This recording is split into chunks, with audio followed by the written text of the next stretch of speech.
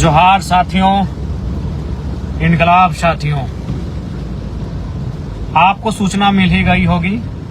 पिछले 25 दिनों से झारखंड राज्य के छात्रों द्वारा जो प्रोटेस्ट चल रहा था रांची के जयपाल सिंह मुंडा स्टेडियम में, उस प्रोटेस्ट की जो मांगे थी, जिनमें कुछ मांगों पर सहमति सरकार के द्वारा पूर्व में बन चुकी थी, लेकिन 2-3 महत्वपूर्ण बिंदु थे, मांगे थे, जिन पर सरकार की सहमति नहीं बन रही थी, जिसके कारण प्रोटेस्ट कंटिन्यू जारी था।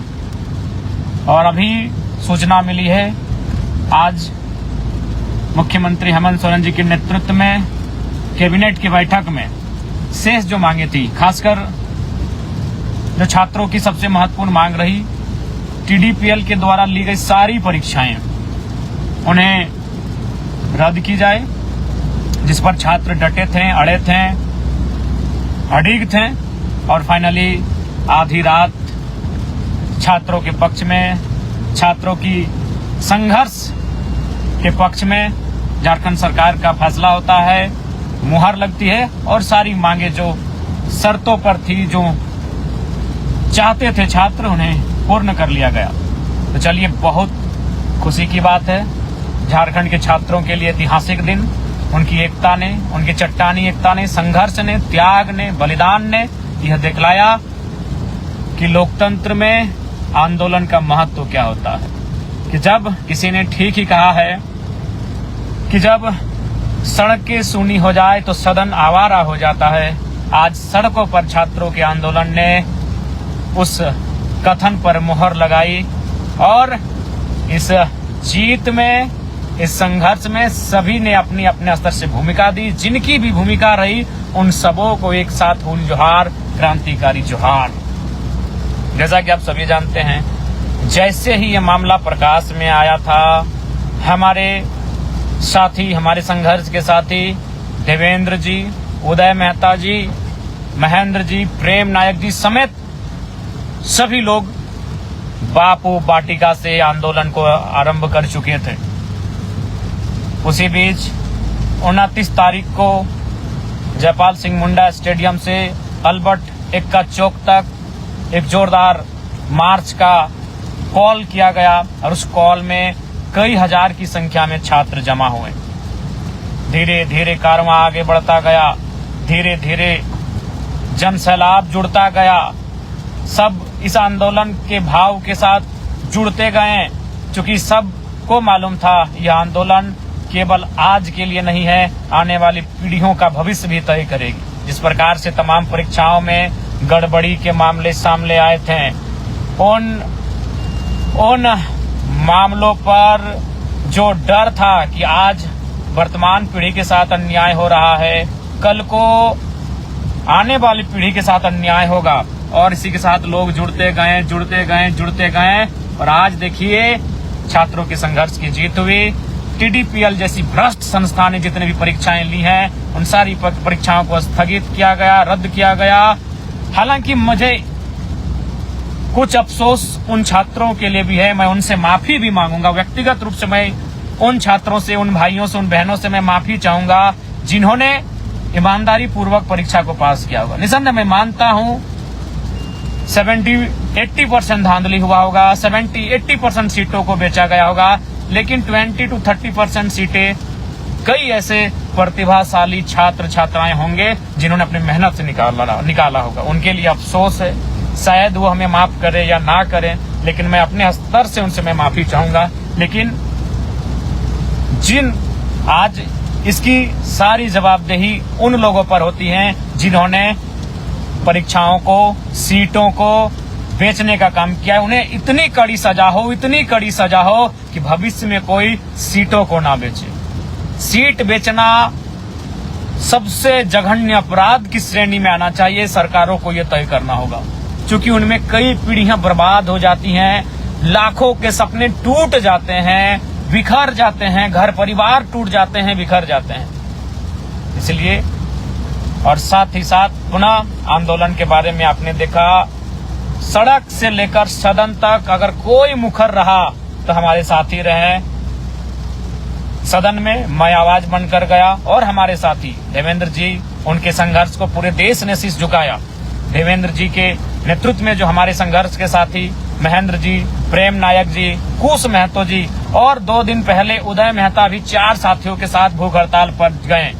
तो कहीं ना कहीं जो उन्होंने संघर्ष ग्राउंड पर दिखाया, जो उन्होंने संघर्ष धरना स्थल पर दिखाया, सत्याग्रह पर दिखाया, बापू वाटिका में भींगते हुए दिखाया, जो संघर्ष उन्होंने विधानसभा घेराव के दौरान दिखाया, जो संघर्ष उन्होंने भूख हड़ताल पर दिखाया, उस संघर्ष को आज न्याय मिला और उस संघर्ष की आवाज को मैंने विधानसभा में बुलंद करने का काम किया।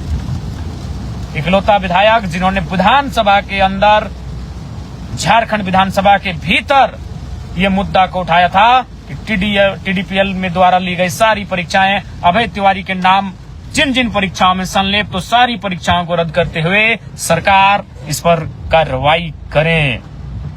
तो चलिए आज सभी साथियों ये, और आपने भी जो कहावत है ना कि लड़ सकते हो तो लड़ो, अगर लड़ नहीं पा रहे हो तो तुम बोलो, बोल नहीं पा रहे हो तो लिखो, और अगर लिख नहीं पा रहे तो जो लोग लड़ रहे हैं, बोल रहे हैं, लिख रहे हैं, उनका साथ दो। चूंकि सबने कहीं ना कहीं अपने स्तर से सहयोग किया, साथ दिया, सबों को धन्यवाद। और विशेषकर उन साथियों को जिन्होंने जो 25 दिनों से धरना स्थल पर डटे रहे, जो 25 दिनों पर जयपाल सिंह मुंडा स्टेडियम में डटे रहे, उन भाइयों को, उन बहनों को सबसे विशेष धन्यवाद, सबसे विशेष जोहार मेरा रहेगा साथियों।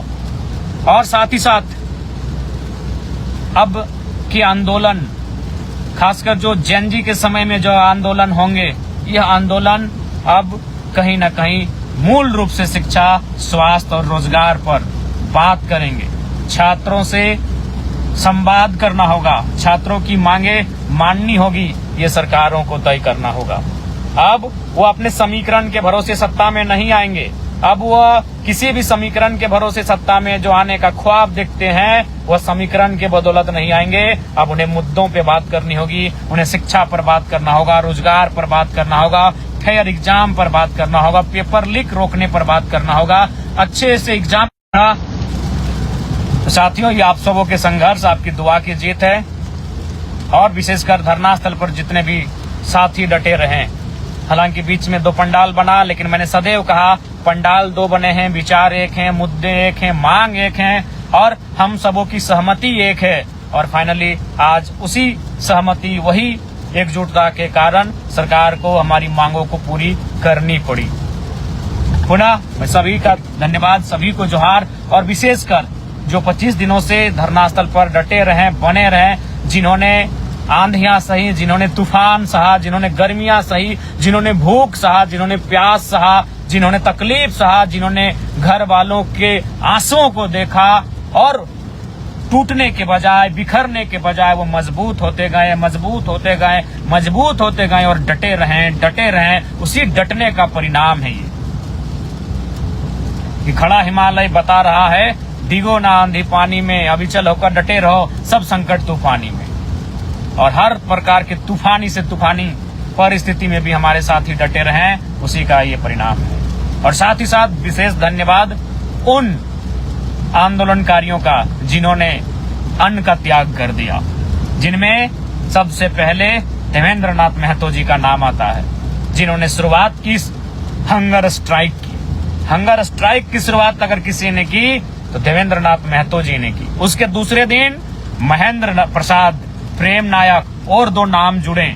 उसके बाद छात्रों की ओर से भी 4 नाम जुड़े, जिनमें हबीबा बहन, सविता बहन, राहुल क्रांति और पाल भाई रहे। उसके बाद कुश महतो भी जुड़े उस भूख हड़ताल की कड़ी में, और 8 लोगों ने कंटिन्यू भूख हड़ताल किया। 8 लोग कंटिन्यू भूख हड़ताल पर रहे, जिन्होंने 12 दिन, 13 दिन, 14 दिन तक भूख हड़ताल किया, 15 दिन तक भूख हड़ताल किया। हालांकि बीच में महेंद्र जी, जिनके सीने में इन्फेक्शन होने के कारण उन्हें इलाज के लिए बाहर भेजा गया, और केवल उनके ही भूख हड़ताल को तुड़वाने का कार्य किया, हम सबों ने अनुरोध करके किया। लेकिन बाकी 7 लोग लगातार भूख हड़ताल पर डटे रहे, और साथ ही साथ जन सैलाब उमड़ता गया। जन सैलाब उमड़ता गया। और मैंने पहले कहा युद्ध विराम युद्ध विराम युद्ध विराम, ये चलता रहेगा। युद्ध के बाद तनिक विश्राम करना पड़ता है, फिर युद्ध की तैयारी करनी पड़ती है। और वही रहा इस आंदोलन में, वही रहा। सबसे पहले बड़ा आंदोलन कब हुआ? 29 तारीख को हुआ। 29 तारीख को जो जयपाल सिंह मुंडा स्टेडियम से अल्बर्ट एक्का चौक तक जो छात्रों का पद यात्रा था वो ऐतिहासिक था। फिर हम लोग 200, 250, 500 की संख्या में मैदान में डटे रहे। फिर दिन में लोग आते थे, शाम तक रहते थे, कुछ लोग दिन में चले जाते थे, फिर आते थे जाते थे, आंदोलन कंटिन्यू चलता गया। फिर बड़ा कॉल कब हुआ? 10 तारीख को विधानसभा घेराव की। विधानसभा घेराव जो लगभग 25-30 हजार की संख्या में छात्रों ने विधानसभा आवास को घेरा। फिर 10 तारीख के बाद से कुछ विराम की स्थिति हुई, कुछ संख्या बल में गिरावट हुई, लेकिन मैंने स्पष्ट कहा है युद्ध विराम युद्ध ये चलता रहेगा। और फिर जो 15 तारीख यानी 10 तारीख के बाद 15 तारीख को जो एक मूवमेंट हुआ, तिरंगा मार्च, देश की आजादी के दिन। हालांकि उस दिन भाई देवेंद्र और बहन हबीबा के साथ कहीं ना कहीं अस्पताल में दुर्व्यवहार किया गया, विशेषकर देवेंद्र दा के साथ। उन्हें बहुत ही गलत तरीके के साथ प्रशासन ने रोकने का कार्य किया। लेकिन उस दिन जो प्रोटेस्ट हुआ तिरंगा यात्रा के माध्यम से 15 तारीख को, वह तीसरा महत्वपूर्ण प्रोटेस्ट रहा। और संभवतः अगर सरकार बातों को नहीं मानती, प्रोटेस्ट तो यूं रोज होते थे, कभी कैंडल मार्च, कभी मशाल जुलूस, तो कभी गुरु जी की पुण्यतिथि पर मार्च, तो कभी शहीद निर्मल महतो की शहादत दिवस पर मार्च। लेकिन उनमें से कुछ कार्यक्रम ऐसे हुए जो पूरी ऊर्जा के साथ और बाकी उस युद्ध की रणनीति के साथ लड़े गए कि युद्ध विराम युद्ध विराम युद्ध। और फाइनली जो कॉल था 20 तारीख को मुख्यमंत्री आवास घेराव का, यह कार्यक्रम भी ऐतिहासिक होने वाला था। सभी छात्र तैयार थे, सभी अभिभावक तैयार थे कि इस बार जो रांची राजधानी में मुख्यमंत्री आवास का घेराव किया जाएगा, यह कार्यक्रम, यह घेराव भी ऐतिहासिक रहेगा, विधानसभा घेराव के तर्ज पर ऐतिहासिक रहेगा। तो कहीं ना कहीं सभी साथियों ने जो एकजुटता का परिचय दिया, आज उसी का परिणाम है कि छात्रों का आंदोलन, झारखंड में आंदोलनरत छात्र छात्राओं का आंदोलन सफल रहा। सरकार को मांगे माननी पड़ी। और यही है क्रांतिकारियों की सोच, आचरण और व्यवहार। यही है कि एक क्रांति का अगर परिणाम आता है तो दूसरी क्रांति के लिए हमें तैयार रहना पड़ता है। अभी इस राज्य में, इस देश में कई क्रांतियां करनी है, कई उलगुलान करने हैं, कई आंदोलन करने हैं, जिससे कि आम शोषित वंचित पीड़ित लोगों को न्याय मिल सके। देश की, राज्य की शैक्षणिक, स्वास्थ्य, तमाम व्यवस्थाओं को सुधार किया जा सके। इसके लिए पूरे देश को आगे आने वाले समयों में सत्ता से आंख मिलाकर कई प्रकार के आंदोलन करने होंगे, कई प्रकार के उलगुलान करने पर होंगे, कई प्रकार की क्रांतियों में सहभागिता देनी होगी। पुनः सभी साथियों को जोहार, होल जोहार। और स्पष्ट कहना चाहेंगे, झारखंड राज्य की सबसे छोटी पार्टी है, एकमात्र विधायक वाली पार्टी है, लेकिन हम लोग सदैव छात्रों के हित में, छात्रों के संघर्ष में, छात्रों के त्याग में फ्रंट पर आकर खड़े रहेंगे। चाहे सड़क हो या सदन हो, भूख हड़ताल हो या अनशन हो, धरना हो या सत्याग्रह हो, जेल जाना हो या लाठियों का सामना करना हो, फ्रंट पर लड़ने को हम सब तैयार हैं। और बस आप सबों की दुआएं, आपका समर्थन प्राप्त हो, यही अभिलाषा है। पुनः सभी आंदोलनकारी साथियों को जोहार, सभी साथियों को जोहार, हुल जोहार, इनकलाब जिंदाबाद, जय झारखंड, जोहार झारखंड।